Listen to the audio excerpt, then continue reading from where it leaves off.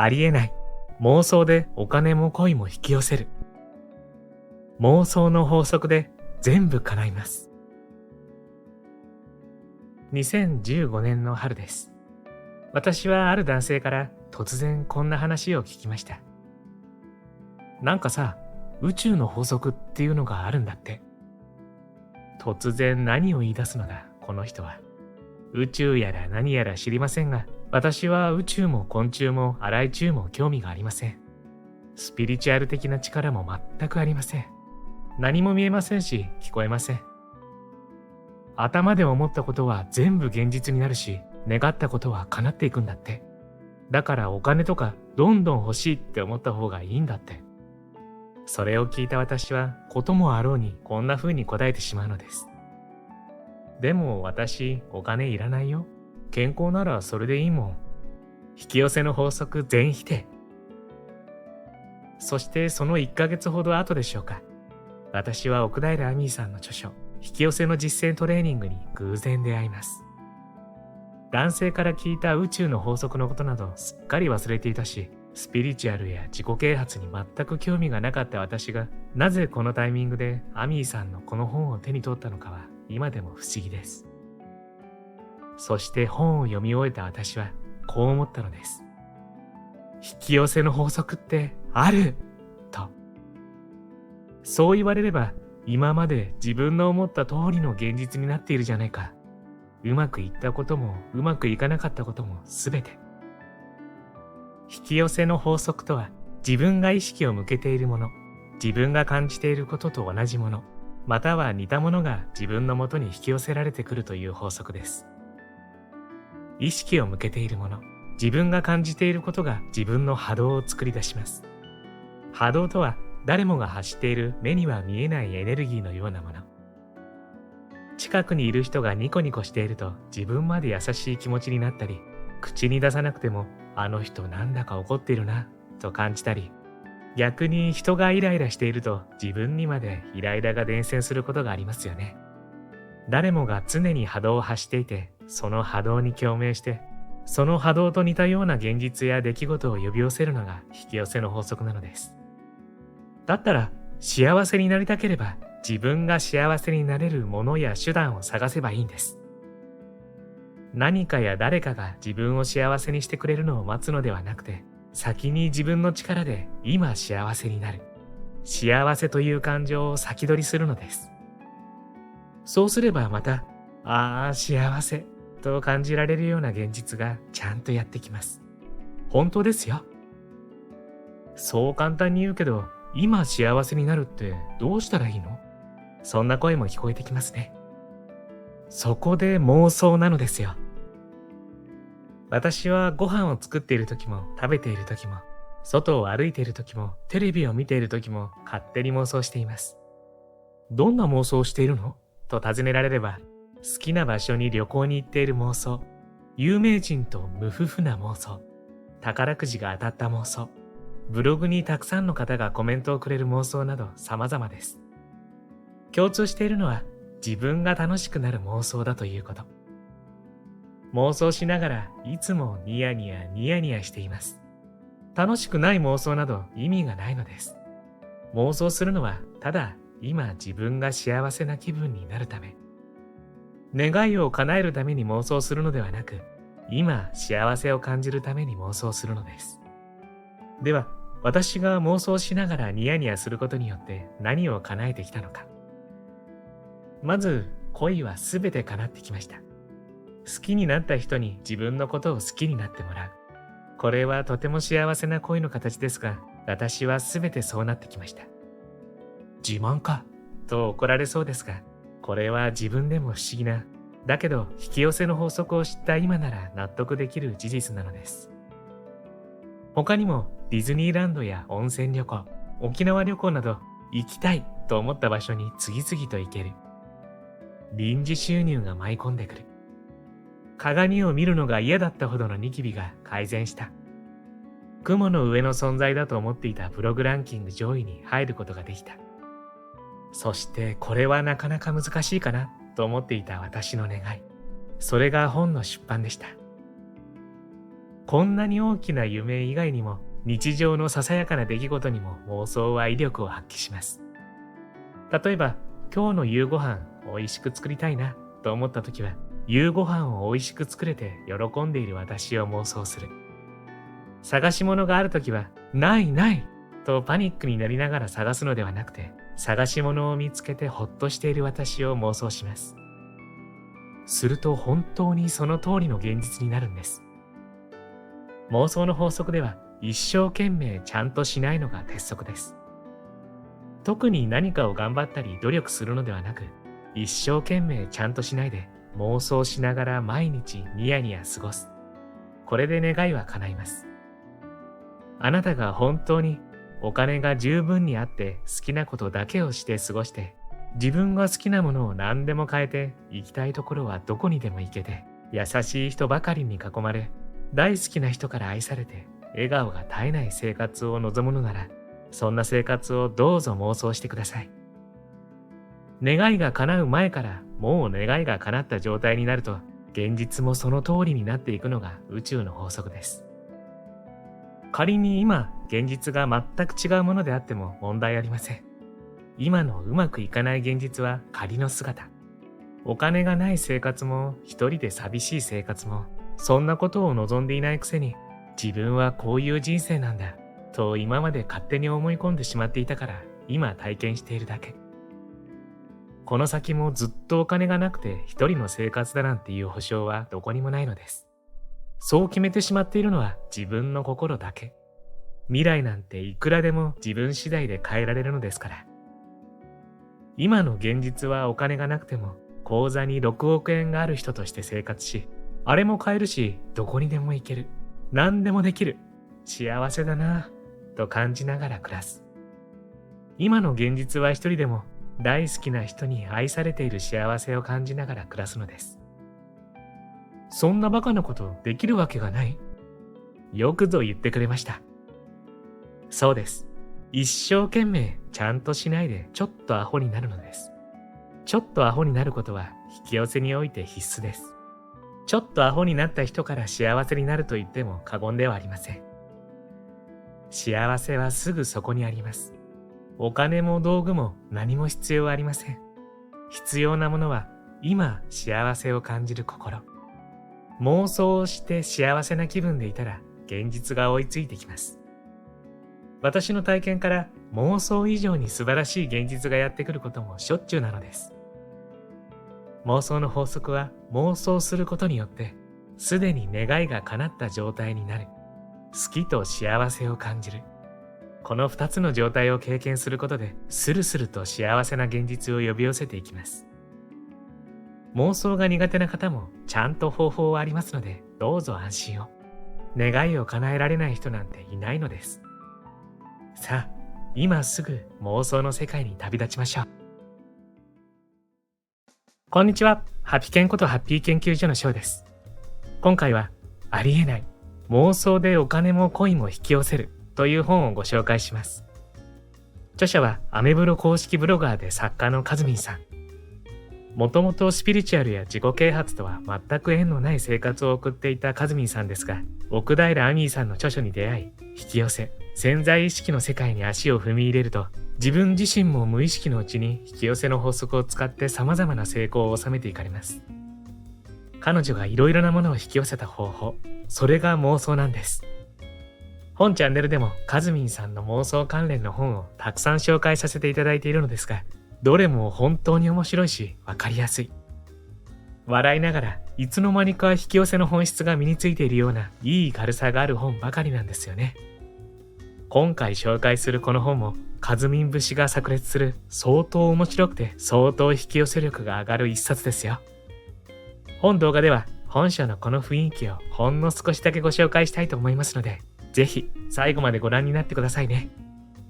そして今回も幸せのダイヤモンド探しがございます。このハッピーダイヤモンドを動画のどこかに5つ置いておきましたので見つけてみてくださいね。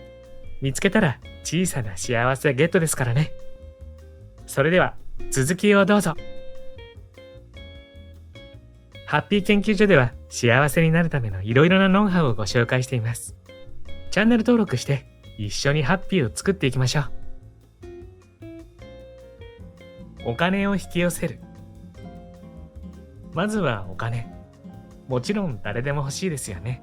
できることなら欲しいと思っていますよね。だけど結構いるんです。私、お金なんてなくても幸せだわ、と言っている人が。私もそうでした。お金がなくても毎日食べていける。健康で笑っている。だからお金なんてなくてもいいわ、といつも言っていました。謙虚というか控えめというか、とても日本人らしい考え方ですが、今の私は当時の私にお尻ペンペンしたいくらいです。確かにお金があれば幸せというわけではありません。ですが、お金があればいろんなことを体験できるし、欲しいものを手に入れることもできる。大切な人の夢を応援したり、困っている人を助けることだってできるのです。暮らしていけるだけのお金を欲しがるのではなくて、好きなものを好きなだけ買えて、やりたいことを何でもやれるだけのお金を欲しがりましょう。お金なんてなくてもいいわと言っていた頃の私は、まさにその通りの、決して貧しくはないけど贅沢はできない暮らしを送っていました。それでも幸せでした。今に幸せを感じる気持ちはとても大切です。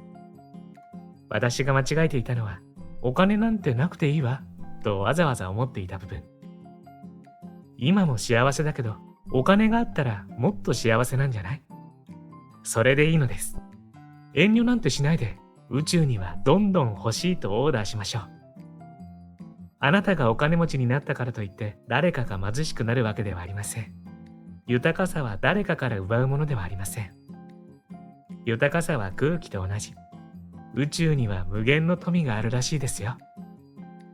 さて、それでは早速妄想の力を使ってお金持ちになりたいと思います。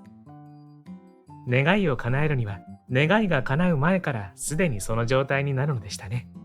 そうすれば現実もその通りに寄っていってくれるのでした。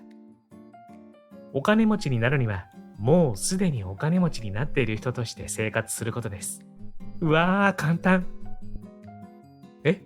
んなバカなことできない？忘れましたか？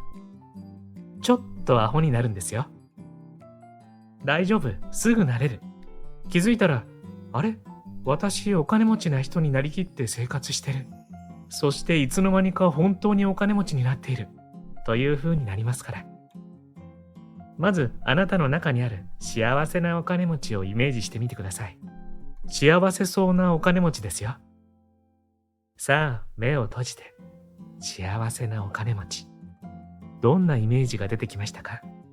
これは本当に人それぞれ違います。積み重なった金塊の山、財布にずっしりと入ったお金、6億円が入っている預金通帳、高級車、高級腕時計、ブランドのバッグ、はたまた南の島で海を見ながら優雅に暮らしている自分の姿、超高層ビルの夜景が見える部屋でシャム猫を膝に乗せてワイン片手にバスローブ。そういう自分の心がときめくお金持ちの映像を何度も妄想してください。そうなりますから。そこに近づいていきますから。嫌でもなっちゃいますから。今の現実は違ったとしても、頭の中では常にお金持ちであるかのように考え行動しましょう。満員電車に揺られているとき、これもお金持ちになりきるチャンスです。満員電車が好きな人はいないと思います。私も電車でゆったり本を読むのは好きですが、ぎゅうぎゅう詰めは苦手。それならば思いっきりこう思うのです。満員電車乗りたくねえ。嫌なものは嫌。それでいいのです。では、自分はどうなってほしいのか。ゆったりとした環境で会社に行きたい。こんな思いが湧いてきたとして、その願いを宇宙にオーダーしたら、それはどんな形になるかはわかりませんが、叶います。出勤時間が変わって電車が空いている時間帯での通勤が可能になるか、マイカー通勤ができるようになるか、ふとした拍子に会社の近くに引っ越すことになるか。手段はわかりませんが、頭に浮かんだ願いは何らかの方法で叶うのです。ちなみにここで、満員電車に乗りたくないと満員電車という言葉に注目して願ってしまうと、宇宙は否定形を理解してくれませんので、お、この人は満員電車が欲しいのだな、と思われてしまい、満員電車通勤の現実が続いてしまいます。はたまた、もうめんどくさいから会社には行かないで好きなことをしてお金持ちになりたいって思ってみましょうか。これも本気でそう思えば叶います。そう決めた時から目に映ったものは全て宇宙からのヒントです。なぜか気になったこと、やりたいと思ったことをやっているうちに好きなことをしてお金持ちになるという願いは叶っているはずですよ。んなことはあるわけないと思いましたか？そうすると、んなことはあるわけないという思いが現実化していますね。そしてずっとこのまま満員電車に揺られてため息をつきながらそこそこのお給料をもらって生きていくのだという思いがこの先も現実になっていくのでしょう。多くの方が願う前から願いが叶うことを諦めてしまっているのです。せっかく生まれてきたのだからアホみたいに夢見て生きていきましょうよ。夢を見て妄想すると無駄に楽しいです。この無駄に楽しい気持ちや波動がまた楽しい現実を連れてきてくれるのです。いざお金持ちになる妄想。妄想する映像に正解はありません。自分が心ときめく映像なら何でもいいんです。ただ妄想のプロフェッショナルとして私がおすすめするのは、願いが叶った瞬間よりも願いが叶った後の妄想です。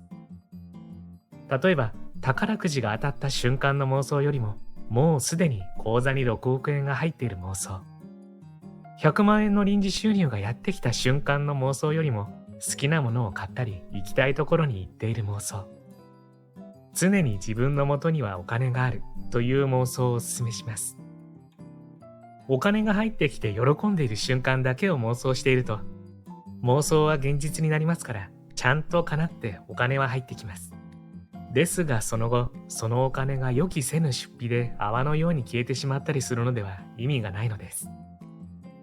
本当に欲しいのは、お金を使うことによって得られるものや体験、そして私はお金を持っているという安心感や幸福感、あれもこれも買えるというワクワク感です。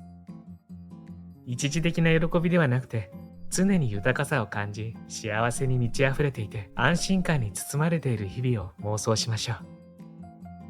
では、具体的に五感を使った妄想トレーニングを始めますよ。妄想するのはお金そのものでも OK。ゆきちさんラブですから、愛情たっぷりに妄想しましょう。あとは自分が欲しいもの、行きたい場所、乗りたい乗り物、体験したいことなどを妄想するのがいいですね。とにかくリアルに臨場感たっぷりに妄想すればするほど感情も伴いやすいのです。1、視覚。一番感じやすいのは視覚かと思います。幸せなお金持ちをイメージしてくださいと言われた時に、ぼんやりでもいいので何かが見えたなら、それは視覚を使っています。6億円が入った預金通帳、前から欲しかった家電製品や洋服、プライベートジェット、貸し切り露天風呂、名前もわからないような高級料理。お金や物、旅行に行ってみたい場所の映像なら自分目線で妄想がしやすいかと思います。お金や欲しいもの、行きたい場所の写真を見るだけでも自分目線の映像になっています。本当に頭に思い浮かべるのは何でもいいのです。自分が好きなもの、心ときめくものを頭に浮かべて、これは私のもの、ああ嬉しいな、と思いっきり感じてください。例えば iPad が欲しいとしますよ。そうしたらもうすでに持っているかのように iPad のカバーは何色にしようかしらなんてワクワクしながら探してみたり、もう持っているように感じることが難しければ近い将来必ず手に入ると信じて疑わない状態でウキウキする。はい、ここ。今ワクワクウキウキしていますか？欲しいものを手に入れて喜びの感情をリアルに感じる。ここが肝心ですよ。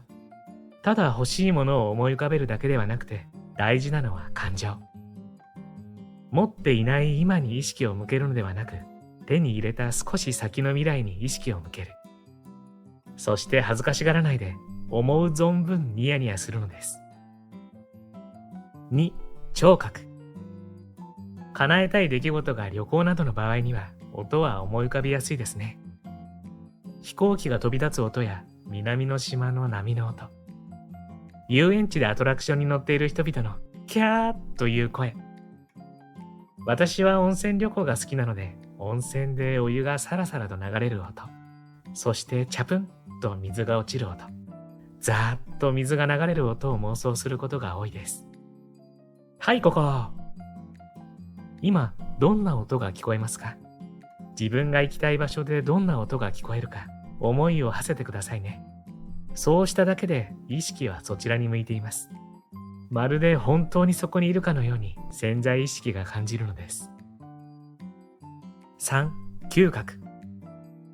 嗅覚はなかなか難しいかもしれませんが、お札の匂いを実際に嗅ぐのはとてもいいですよ。かなり変態っぽいですが。あとは海が好きな方なら海の香りや、食べたいものがあれば食べ物の匂いを思い出すのもいいですね。私はそうですね。温泉の硫黄の匂いですかね。はい、ここ。これも聴覚と同じで、自分が行きたい場所や好きな場所はどんな匂いがするか思い浮かべてみてください。私が妄想するのが硫黄の匂いってどんだけ温泉好きやねんと突っ込みたくなるのはさておき、行きたいところを具体的に思い出すほど、行きたい、行くんだというワクワクが強くなるのです。そう思うだけで潜在意識は行くと決めますから、現実も自動的に旅行に行く方向に進みます。雑誌やネットなどで自分にちょうど合うツアーが見つかったり、驚くようなタイミングでお誘いがかかったりするのです。4、触覚。触覚のイメージが威力を発揮するのは恋愛妄想ですが、もちろんお金妄想でも使えます。お札がたっぷりと入ってずっしりと重い自分のお財布やカバンを持っている感触。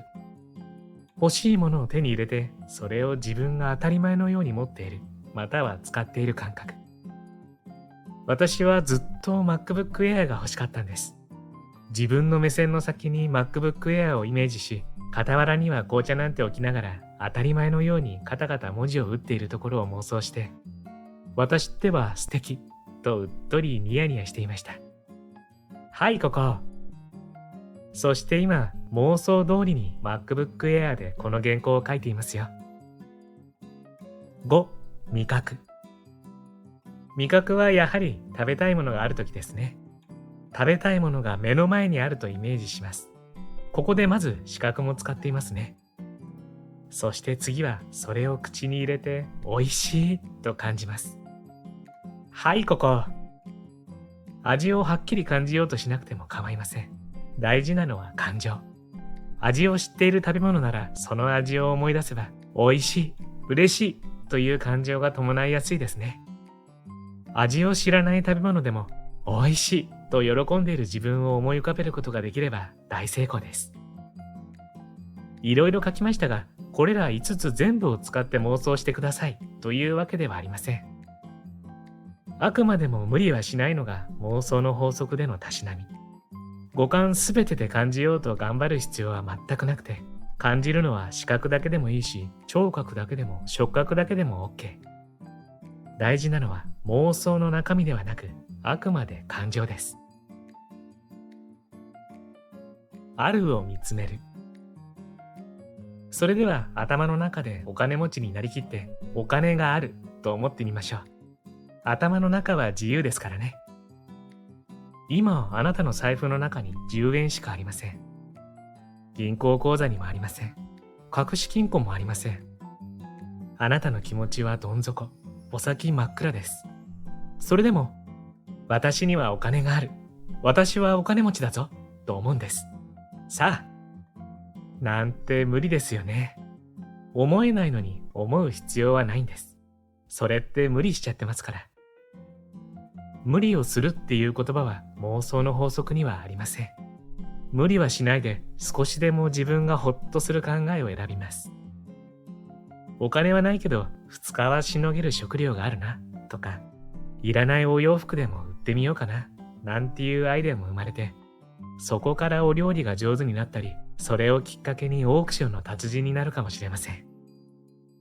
それでほんのちょっぴりでもいい気分になれば閉めたもの。さっきのお先真っ暗の気分から気持ちが上向いています。こうして少しずつ幸せなお金持ちになる日が近づいてくるのです。あるを見るという行為は引き寄せではとても大事です。私はこんなに素敵なものを持っている。ありがたいな。私にはこんなに素晴らしいものがある。幸せだな。という感謝の波動がまた同じ現実を連れてきてくれますから、また自分のもとに素敵なものがじゃんじゃんやってきます。勝手にどんどん豊かになっていきます。かといって最初にも書いたように無理してあるを感じることはありません。感謝の気持ちというのは無理に感じるものではなくて、じわっと心にあふれてくるもの。蛇口をひねるとお水が出ること、電気が使えること、平和な日本で暮らせることは本当にありがたく幸せなことですが、幸せを感じようと頑張るのではなくて、ふとじわっと胸が温かくなる感覚を感じてください。あるを感じられないとき、感謝の気持ちを持てないときは無理に感じようとしない。それよりも本当に自分が気に入っているものに目を向けてください。高いか安いかはどうでもよくて、本当に自分が好きだと思うもの。それらに目を向けて、好きだな、かわいいな、と思う存分ハートを飛ばしてください。それだけで即幸せな波動になっています。そして好きなものを変えたときは、私は好きなものを変えた。なんて豊かでお金持ちなのと心の中で大ハッスルしてください。それが100円のプリンでも5万円のバッグでも同じように喜んでください。100円のものを手に入れることは簡単で6億円は難しいというのも自分の中の勝手な思い込み。宇宙にしてみれば100円も6億円も同じ。実はちょちょいのちょいなんです。ただやはり潜在意識レベルでそこまで思い込むのはなかなか難しいので、小さな成功体験をコツコツ積み重ねることが大事です。引き寄せで一番大切なのは地道にコツコツ続けること。それは妄想の法則でも同じです。欲しいけどまだ手に入れていないものをノートやメモ帳に書いて、それを手に入れたところを妄想してニヤニヤする。これが頭の中での妄想体験です。そして実際に欲しくて買ったもの、必要だから買ったものをノートに書いて、欲しいものが手に入ったことを妄想体験と実体験の両方で潜在意識レベルにまでインプットしていくのです。金額は少なくても、私は好きなものを買えたという実体験を潜在意識にインプットしていく。私はお金持ちとルンルンしながら生活し、頭の中での妄想という手段でも潜在意識にインプットしていく。そうすることで宇宙に私はこれがいいとオーダーするのです。お金を使った時も減ったお金の方ではなく、お金と交換して手に入れた欲しかったもの、必要だったものに意識を向けます。抜けてしまった髪の毛を嘆くのではなくて、元気に生えてくれている髪の毛に感謝するのです。おっと、話がそれました。まあともかくあるに感謝する。これを繰り返しているとどんどん豊かな波動になるので、自分が欲しいと思ったものを手に入れることが当たり前にできるようになり、好きなものに囲まれる生活になりますよ。今回もプロローグ程度のご紹介でしたが、本書の雰囲気伝わりましたでしょうか。引き寄せの仕組みを細かくじっくり説明する本はたくさんありますが、本書はどちらかといえば実践的な方法を教えてくれる本です。言ってみれば、この妄想に引き寄せの大切な要素が詰まっているんですよね。どうやって願いを放って、どうやっていい波動で居続けるかにぎゅっとフォーカスしているから、むしろわかりやすいし、すぐに取り入れられます。何よりやってみたいかもって思わせるカズミンさんの文章パワーが一番すごいかも。カズミンさんの妄想シリーズはどれを読んでも楽しいし、読むだけでワクワクの周波数になります。興味のある方はぜひ読んでみてはいかがでしょうか。そうそう、皆さん、冒頭にお伝えしたハッピーダイヤモンド、見つかりました？ダイヤモンドの数は全部で5つでしたよ。どうです？見つかりましたか？見つけた時の小さな喜びも立派な幸せ。見つけたあなたは幸せを一つ積み重ねてハッピー度が上がってますからね。最後までご視聴ありがとうございました。これからも皆様の幸せづくりに役立つ情報をまとめていきたいと思いますので、チャンネル登録や高評価をしていただけるととっても嬉しいです。また次回の動画でお会いしましょう。皆様に幸せが届きますように。